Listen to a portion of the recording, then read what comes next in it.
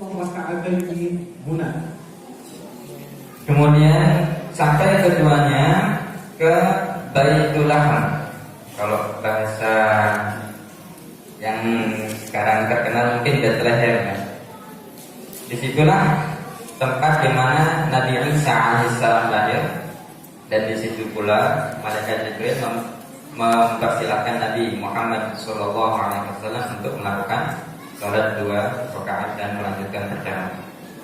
ثم انطلقا حتى وصلا إلى بيت المقدس حيث جمع الله للنبي الأنبياء كل الأنبياء فصلى بهم الرسول إماما.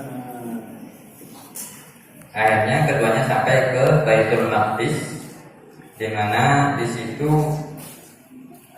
para nabi dikumpulkan oleh Allah Subhanahu wa taala, semua para nabi, dan yang menjadi imam untuk sholat waktu itu adalah Nabi kita Muhammad sallallahu alaihi wasallam.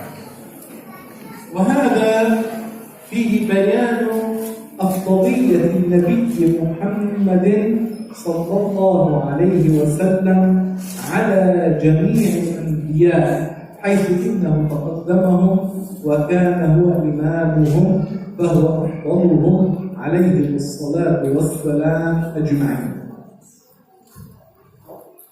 Dalam hal ini yaitu Nabi Muhammad sallallahu alaihi wasallam dijadikan sebagai imam sholat dan makmumnya adalah semua para nabi. Itu adalah bukti bahwa Nabi kita Muhammad sallallahu alaihi wasallam adalah nabi yang paling utama di antara para nabi semua. وفيه بيان أيضا أن كل الأنبياء اتبعوا النبي محمد فهم على دين.